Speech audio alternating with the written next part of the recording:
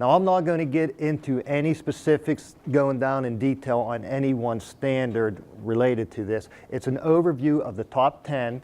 I'm going to give you an overview of what OSHA is citing under that standard.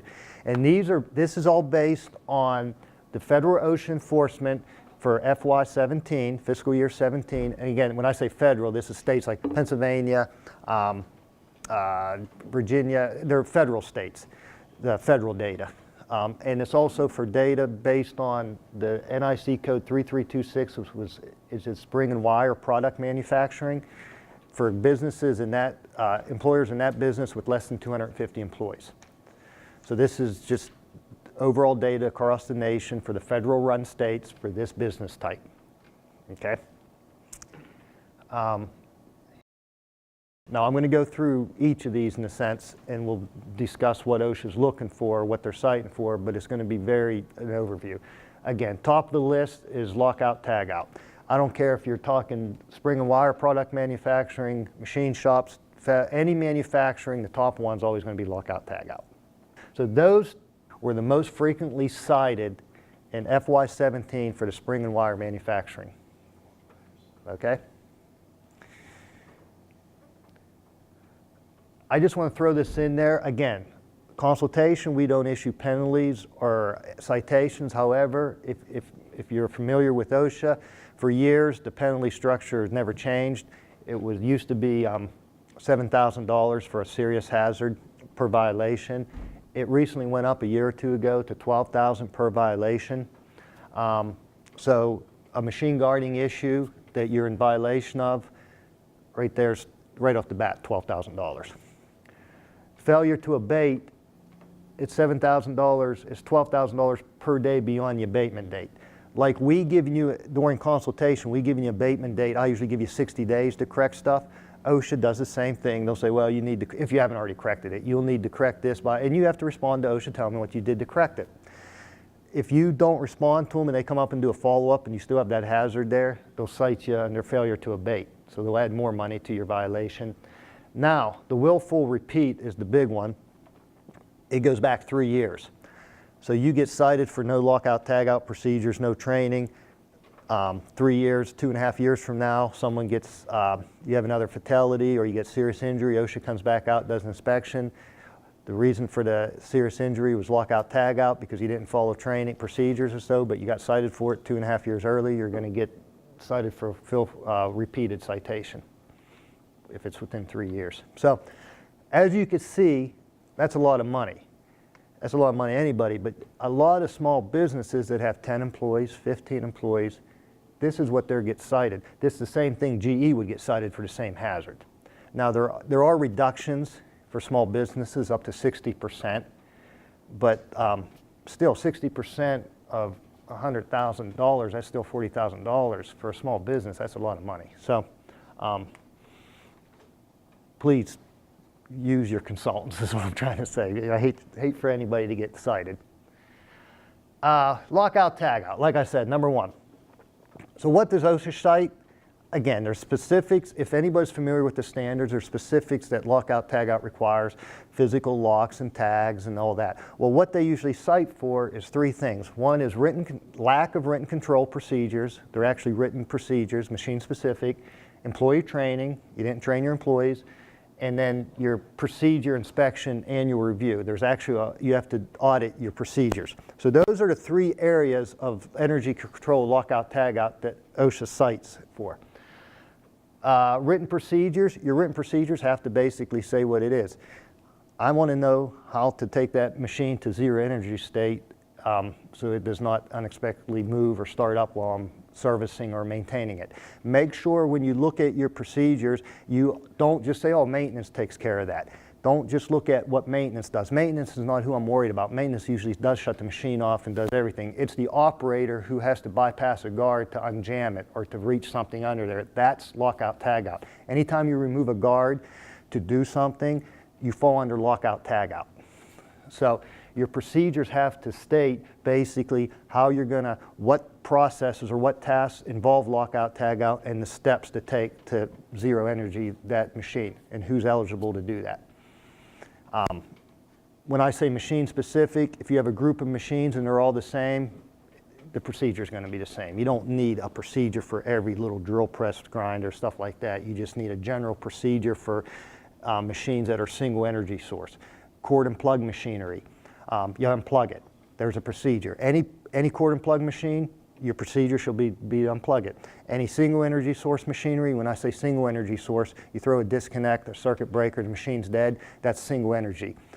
Have one procedure, whether it's a boring machine or a drill press or this, if it's single energy, the procedure to shut it down is the same. Then you have multi-energy source machines where you may have to bleed a line, pneumatic, hydraulic, block something up, spring-loaded. Those have to be evaluated and you have procedures for those. So that's one thing we ask to see is written procedures for your machines or your type of machines. Periodic inspection. Again, once you have these procedures, every year you have operators that may do some maintenance servicing on jamming. Then you have the maintenance employees who may do servicing. Annually, those procedures that you have must be inspected. It has to be inspected by someone that's familiar with the procedures, observing someone do the procedure. Then you're comparing what they're doing to the procedure, and you document that. Basically the date, the time, the machine, the place, all that. That it's not training, it's actually you're auditing the procedures that the procedures you still have follow the actual tasks that are taken hand, that your machines didn't save, that the energy control procedures didn't change in the sense that you changed the circuit box from here to there, but you still have on your procedures that you shut this breaker off. So the employee shuts this breaker off, but you moved it down there and they think the machine's dead and it's not. That's what you're auditing, that your procedures actually match up, that they didn't change any. And then training. You got authorized training and effective training. Authorized training are the employees allowed to provide the service and maintenance. Again, hear this all the time. Yeah, my maintenance guys, they're authorized. Okay, who changes the blade on the bandsaw? The operator does. Well, they got the authorized to perform lockout tagout on the bandsaw to change the blade. That's what a lot of employers don't understand. You got to look at the job task, and if a lockout tagout applies, you could authorize an operator for that certain job task, which is fine. Just because you authorize them doesn't mean they're authorized to do all this other work, electrical work and stuff that maintenance does. So you look at each procedure and you list who's authorized, and they have to be trained and they have to understand those procedures. Affected. Anybody else who works out in the shop that doesn't get involved in lockout tagout, they need to understand what lockout tagout is. They need to know what the locks look like, what the tags look like. They need to know not to touch something. Don't remove a guard to reach your fingers in there or your hands. Don't crawl under a machine to clean something. That's what the affected. Other and affected is about the same. Other people are people who work in the shop or in the office, like salespeople and stuff, or engineers who walk out in the shop every now and then, and they stand there looking at someone doing some tool and die on a machine. The engineer sitting there looking at it with no safety glasses on because he just comes out of his office. We see that all the time. Those people need to understand what lockout tagout is, just general. So those are the three areas from lockout tagout that mostly get cited. No written procedures, lack of documentation for the inspection, the annual inspection, then training. So, any questions? Guarding. Now I kind of lumped all this machine guarding into one area in the sense we have general, which is 212 is general machine guarding, and then 1910, 219 is more the power transmission stuff, belts, pulleys, shafting, that's all that is. So you got point of operation guarding, you got power transmission apparatus, then you got other moving parts. Basically any in-running nip point, rotating motion, punching, shearing, bending, moving, anything that someone could get hurt on, injured on, if it could be guarded, guard it. I'm telling you right now. I hear it all the time. Oh, that guy's, we've been using that machine like that for 52 years, no one's gotten hurt. Well, if it happens tomorrow, if it could be guarded, guard it, is the way we look at it, if possible. Now I'm going to go through some examples. Again, these are examples. I know you have them in your plants. These are just some examples I've seen throughout. There's plenty of more. Press brakes. How many press brakes have I seen out there that aren't guarded, whether they're small like this or larger ones? Whether they're mechanical, hydraulic, or pneumatic, a press brake needs to be, quote, guarded. There's light curtains, there's automatic stops. Hydraulic press brakes are a little different. You could adjust those where they don't open, the gap doesn't open as much, so you doesn't need no guarding. But this little press brake, it's missing guarding. Now, here's the funny thing about it. These are actually the guards that they're hanging here instead of here on the machine. Press brakes are a little funky thing to guard, but there are machine guarding companies, Rockford International, for example. There are people out there who will actually get in and you could hook your press brakes up to basically infrared or light curtains and stuff, depending on what kind of operations and stuff you do with them. Rolling, form rollers.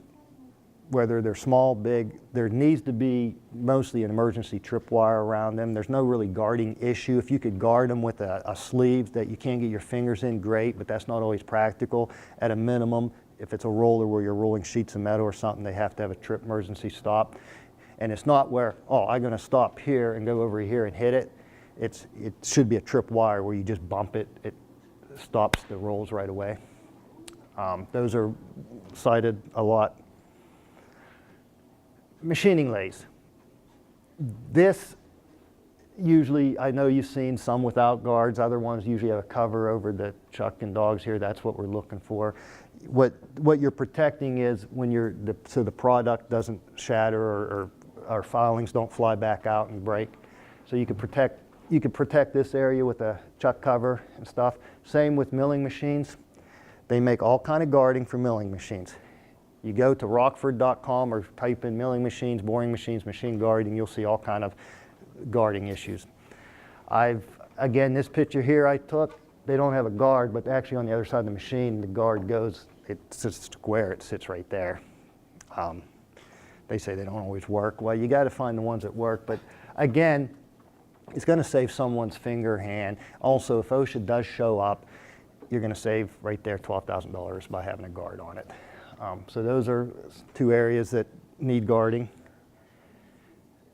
Wall fan. Something simple, but if a fan, and you've probably seen this in your little maintenance shops or anywhere in the shop, you have a wall fan, no guarding on it. If that fan is less than 7 feet above you, it needs a guard on it.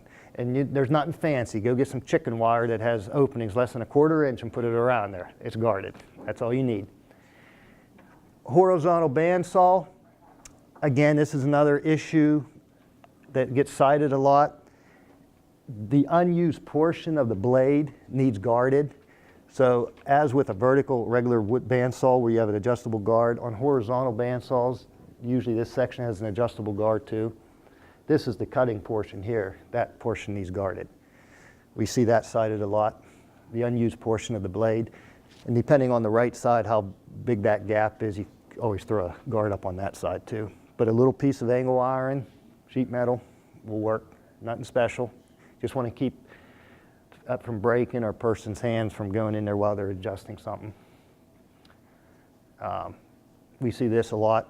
Drill presses, belt and pulleys, unguarded. This is an old machine, but majority of the time when I'm out there doing my inspections, I find belt and pulley guards missing, and I say, oh yeah, they should be guarded. And the guy, whoever I'm walking around with, the contact person, said, yeah, that used to be guarded. Oh, there it is over there. It never fails. Maintenance or someone takes them off to replace the belts and stuff, and they don't put them back on. Or they say, well, I got to keep it off because it gets too hot, then it shuts down or something. Well, then that's not the guard's problem, that it's getting too hot. There's another problem there, but that's a citation. That's a $12,000 citation right there. Punch presses, any type of press, you need guarding. Guarding or another protective measure. Light curtains, two-handed trips. Those are all adequate. For press brakes too, two-hand trips are a great way to protect the operator. But again, no guarding on that little hole punch press. Portable grinders. Whether they're abrasive or cut off portable, you need a guard. Anytime the head is more than 2 inches in diameter, you need a guard. You need to guard the bottom 180 degrees, bottom half of it. I've been to places, foundries, where people have been killed with portable grinders because they had A, wasn't guarded, or B, the grinding wheel that they put on the grinder didn't match RPMs. It wasn't rated, and it blew up, and it killed the guy next to him because when the wheel shatters, it's like a grenade going off. I've been into places and foundries where that happened. Table saw, again, straight up table saw, you need a guard on a table saw. OSHA walks in, you got a table saw, there's wood dust around it. You can tell it's used, no guard on it, you're gonna get cited. So, I've always hear, and I know you know what I'm talking about, the plastic guards that cover table saws that kind of move. Well, those things, you hit them wrong, they bend, they break. They always break or crack, so I just take them off. Well, $12,000 minimum fine for a table saw guard. How many extra plastic guards can you buy? You can buy cases of them, have them sitting next to the machine if they get damaged that much. What I'm getting at is it's not the guarding problem. It's the way it's being used or handled. So please keep those guards. The grinders, again, that's a cutoff saw, but it would need guarded on the bottom half. The next big thing with guarding is abrasive wheels. Grinders, tongue guard and tool rest. Tongue guard, there's a guard that should go here. Actually, it's that guard there. It has to be within a 1/4 of an inch. It's called a tongue guard. It's missing on both sides. Then this is the tool rest, and the tool rest has to be within the 1/8 of an inch of the grinding wheel. So you want a tongue guard within a 1/4 of an inch, the tool rest within an 1/8 of an inch on abrasive grinding wheels, grinders. Those are two of the most cited. Greg, what if it's an open wire brush? Don't need it on the wire brush side, only an abrasive wheel side. If it's a wire brush, a buffing wheel, you don't need it. Just the abrasive grinding wheels. What you're protecting against if they break, they explode. Well, is what that's one thing we're doing right. Yeah, you don't need the wire brush side, it doesn't matter. I'm not saying you don't, you can have them there, but the wire brush isn't going to explode. That's why it's there. Surface grinder, same thing. You should have a guard covering at least 180 degrees the top of that. Front that, I know you've seen these before, just a surface grinder goes back and forth. And there's the guarding on the whole side's missing on that grinder. I've seen that, you probably have that in your maintenance shop. And you can see a guard used to go there, someone removed the cover to put the wheel on, never put the cover back on. So those 4 abrasive wheel machines are the most cited for grinders, straight up. Then you get into, again, without getting into specifics, you get into ensuring that the wheels aren't cracked and inspected before they put on, ensuring that the wheels and the motor RPM match up, that the wheel doesn't, or the motor doesn't exceed the wheel. But these are the most cited. Electrical. Again, I am not a certified electrician. No OSHA inspector, no, I'm saying no OSHA. OSHA inspectors aren't certified electricians either. We're basically the electrical hazards, or I'll say common sense hazards, when it comes to the number of electrical hazards cited out in the workplace. Little stuff like missing knockouts, holes on junction boxes, light switches, just like that. The other big one is wires going through, open, there's no protection, there's no bushing there. If you get some movement on that wires, or you're going to cut a hole right, you're going to damage the insulation. That's why there's no bushing. You can't have it go right through an opening hole like that. So those are examples of electrical hazards. I mean, common sense. No cover on a light switch. Missing knockout, you've seen this. You know, there just needs to be a cover on that, a blank put in. Again, people say, well, why do I need that? Well, I know some of your places, and I've been to places where they go into the circuit breaker every night to shut the lights off. That's how they shut the lights off. Well, your long day at work, you open it, you do this every day, you open breaker, you reach in to turn the top 2 breakers off, you got your thumb out or something, and you're missing thing, where's your finger go in that opening? Well, next thing you know, you get zapped, big time. So that's why you need a cover on them. Blocked electrical access. This goes back, you need access to any disconnects or breaker boxes. It goes back to lockout tagout. If I have to remove a guard and change a blade on a saw. That takes me maybe 5 minutes, 4 minutes to do it. And I go over to the breaker box to turn the breaker off, to lock it out, to come back here to do it. And I go over there and there's a bunch of stuff there where I got to move it to get to it. Am I going to move it to get to it to lock it out? Nope. I'm just going to say heck with it. I'm going to go back and just shut the machine off and hope it don't start up for some reason or something. So that's one reason you need to keep electrical assets. You need access to them. 3 feet minimum, basically. You want access to them and keep them open. Plus for electricians that come in and do work, you don't want no exposure to them by contacting other conductors. Physical damage, extension cords, straight up. Don't run extension cords through doorways that close on them or over foot traffic or vehicle traffic where they could get damaged unless you protect them. Damage strain relief on portable plugs where the strain relief pulls out of the plug and it's damaged. It's going to cause pull on the terminal wires inside, which could short the cord. Unlabeled disconnects. Again, if the disconnect's located on a wall for a machine, it should be labeled, identified what it's for. If it's evident, meaning the disconnect's on the machine, it's pretty evident what it's for. But again, it goes back to electrical lockout, tagout, and so forth. If I got to go throw the disconnect, put a lock on it, I might want to make sure I'm putting it on the right disconnect by having the machine identified on the disconnect.